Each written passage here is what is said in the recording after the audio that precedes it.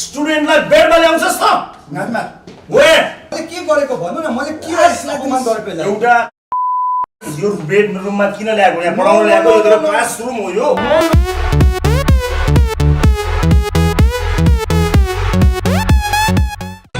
अनि एउटा कुरा तपाईँहरूलाई भन्नु उहाँ मान्छे ह्यान्डसम चाहिँ हो तर फिल्टर लगाएको रहेछ है तपाईँभन्दा म ह्यान्डसम चाहिँ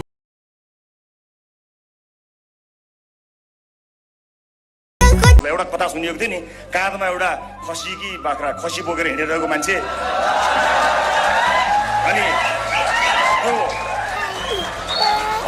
मैले कथा नै हो है यो फेरि अन्यथा नलिनु अब त्यसै परेछ संयोग अब त्यो होइन है त्यो काँधमा बोकेर गएकोलाई के भने नि त्यो केही ठगहरू मिलेर बाटोमा त्यो खसी खान पाउला भनेर ए कुकुर बोकेर कहाँ गएको हो भनेर भन्छन् नि बाहुनले मर्या साल भालु बोक्छ कुकुर बोकेर हिँड्दैछ कुकुर अरे राम राम राम राम राम राम मलाई त बोक्सी लागेछ क्या हो विश्वास गरेको मान्छेले धोका दिँदा मन दुख्छ सहन गाह्रो हुन्छ त्यसैले रुने र्याल सिंगान चुहाएर छाती पिटी पिटी रुने एक दिन रुने 2 दिन रुने एक हप्ता रुने एक महिना रुने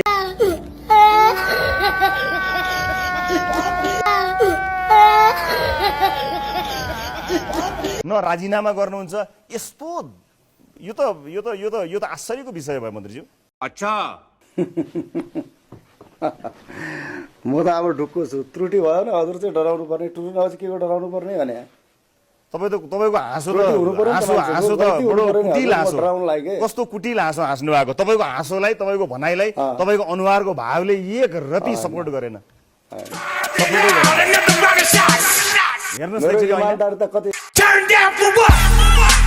तिमी किन मर्यौ भनेर यमराजले सोधे भने मेरो जवाब हुन्छ हे यमराज जिन्दगी ठिकठाक चल्दै थियो खुरु टेलिभिजनमा आफ्नो कार्यक्रम चलाउँदै थिए एक दिन फ्याट लाएर किसान श्रेष्ठ प्रेम आले जेठान हमाल मन्त्री भए र त्यति कारणले म मरे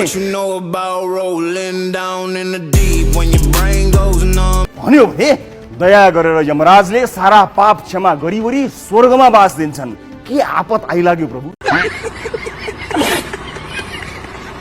यो मृत्यु भइसकेका मान्छेको हस्ताक्षर गर्नका लागि तपाईहरु नै परलोक जानुभएको हो कि परलोकमा भएका मान्छेहरु तल आएर हस्ताक्षर गर्नुभएको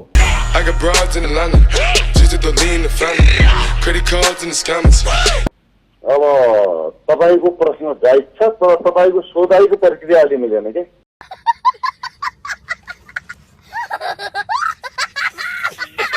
देखि बेलुकासम्म गृहमन्त्री रविलाई दिने गृह जनता जान्न चाहन्छन् ऋषि धमलाजीको कुरा के गर्नु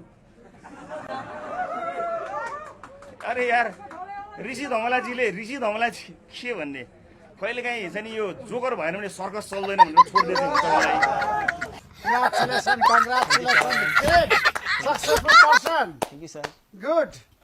बोक्न त आइफोन बोकेका छन् जान्नु चाहिँ यति छ कि हरियोले उठाउने रातोले काट्ने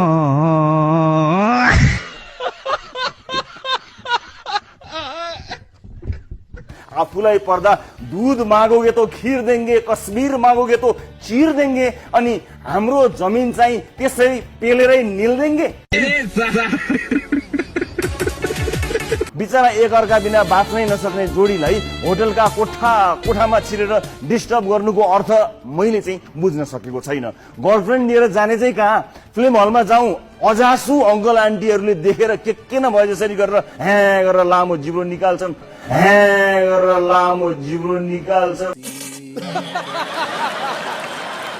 टोलभरि हल्ला गरिदिन्छन् घरमा ल्याउँ बाउले छाला काट्ने गर्लफ्रेन्डको घरमा जाउँ दाजुभाइले ढुट्टो हुने गरी ठटाउलान्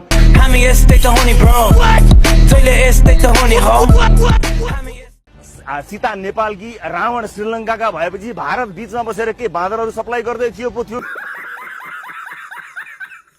त्यही सेलिब्रिटीको भन्दा गोलभेडाको मूल्य चर्को भइसक्यो गोलभेडा किनेर खान सक्ने मान्छेको हैसियत नै बेग्लै भइसक्यो त्यसैले अब सेलिब्रिटी हैन गोलभेडासँग सेल्फी लिनुहोस् त्यसपछि ओहो यो त गोलभेडा किनेर खान सक्ने मान्छे रहेछ भनेर तपाईको फलोअर्स नै बढ्छन् मैले त गोलभेडासँग सेल्फी लिइ नै सके भन्दै कार्यक्रम सिधा कुरा जनता समूहको आजको श्रृंखलाबाट 10औं जोडेर नमस्ते रवि लामी छानेको 140 रुपियाँ किलोको गोलभेडा त लिएरै जानु पर्यो। नमस्ते।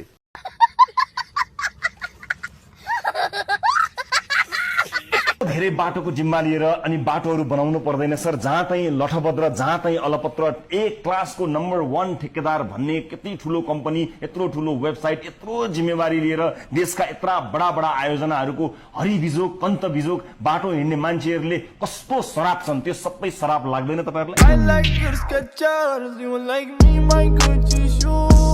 म पनि एउटा जोक भन्छु है त। स्वर्ग र नर्कको बीचमा एउटा ठूलो पर्खाल थियो रे। नर्कपट्टिका मानिस स्वर्ग नजाउन् भनेर सबैलाई मोटो साङ्लोमा बाँधिएको थियो रे। तर नेपालीलाई चाहिँ नबाँधिकन खुल्ला छाडिएको थियो रे। यसरी नेपालीलाई खुल्ला छाडेकोमा अरू देशका नर्कवासीले यमराजलाई कम्प्लेन गरेछन् र भनेछन् हामीलाई बाँध्ने, नेपालीहरूलाई चाहिँ नबाँध्ने। यसरी त उनीहरू पर्खाल नागेर स्वर्ग जान पाइहाल्छन् नि। जवाफमा यमराजले भनेछन् हे अन्य देशका प्यारा नर्कवासी हो, नेपालीहरूलाई बाँध्नै पर्दैन। एउटा नेपालीले पर्खाल चढ्न खोज्यो भने अर्को नेपालीले सहन्छ, त्यसलाई फुट तानेर झार्छ, त्यसको खुट्टा फेरि अर्कोले तान्छ। किन बाँध्नु पर्यो?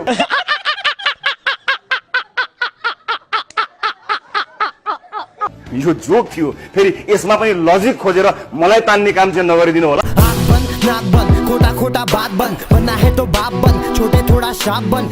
आज नै प्रशासनले नोटिस निकाल्यो र भन्यो 9 बजेपछि देउसी भैलो खेल्न पाइँदैन।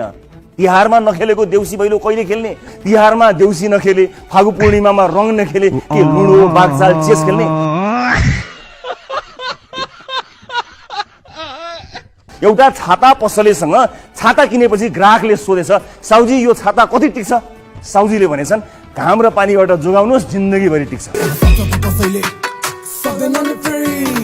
नेपालको राजनीतिमा गोरु ब्याउँछ, भैँसीले अन्डा दिन्छ, कुखुरोले पाडो पाउँछ, छेपारोले जामा लाउँछ, घागुतोले इस्टकोट ढल्काउँछ, कैँचीले रुख काट्छ, बन्जरोले कागज काट्छ।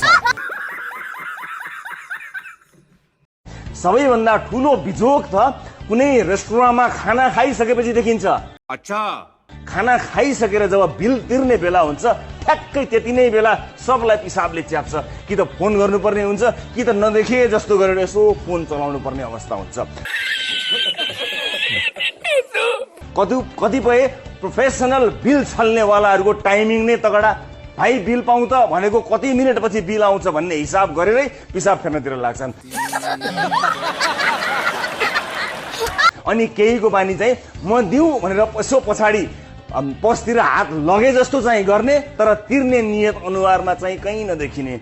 हुन्छ तपाईँ नै तिर्नुहोस् न त भनियो भने एम्बुलेन्स नै बोलाउनु पर्ला जस्तो एक्सप्रेसन। मैं गरीब हूँ। प्रत्येक दिन जरुरी सामान किन्न जाने हामी सर्वसाधारण जनताको जरुरी काम र जरुरी सामान लगभग थाहा भयो। चुरोट, गुटखा, बियर, बिहान बिहान भेराइटीका तरकारी, दुध, अन्डा, मासु। बाँच्नु भएछ भने दिनदिनै खसीको मासुको पक्कु, लोकल कुखुराको रातो झोल, सातपत्रे बन्देल टिमुरको छोपसँग चोपेर माछा फ्राई गरेर, गोलभेडाको अचार, बासमती चामल, अकबरे खुर्सानी टोक्दै 7 थाल थपी खानु होला।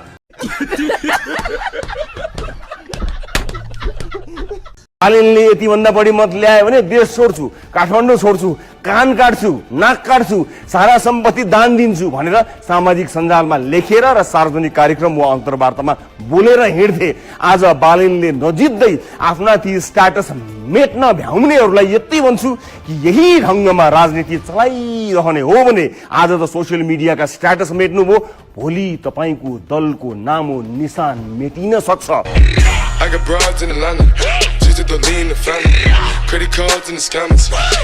एउटा नाङ्गो खुकुरी र एउटा क्यामेरा बोकेर सहरको कुनै पनि चोकमा उभिएर कराउनुहोस् र भन्नुहोस् अब यो खुकुरीले नेता जति सबैलाई थप्काएपछि मात्र सुख पाइन्छ। यति भन्नुहोस् तपाईँ रातारात भाइरल, हरेक कमेन्टमा तपाईँलाई गृहमन्त्री बनाउनु पर्छ भन्ने माग आएन छ भने मलाई भन्नु होला। मान्छे त असल हो तर रक्सी खाएपछि मात्र खराब भने जस्तो यो कुरा मिल्दैन। राम्रो मान्छे रक्सी खाँदा पनि राम्रो हुन्छ, नखाँदा पनि राम्रो हुन्छ। गिद्ध बाबा भन्दा त अचेल युट्युबतिर चलेका ए या दिने अघोरी बाबा, ए या हालिदिने अघोरी बाबा दिएर आएर गाडी माथिबाट ढ्याङ आफू पनि डेट ऊ पनि डेट होइन सब डेटै डेट झिङ्गाको खुट्टाको कान्छी औँलाको नङको छेउको उप्किएको पातलो छाला कोट्याएर यत्रो राष्ट्रिय चुनौतीको सामना गर्न खोज्नु भनेको जोक सुनाएर नहाँसेपछि बाँधेर काउकुती लगाउनु जतिकै हो।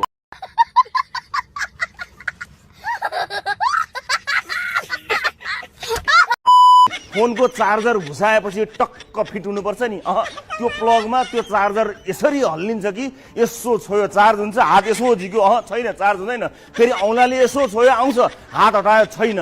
कुनै प्लगमा काठको छेसको हाल्नु समेत पर्ने हुन्छ।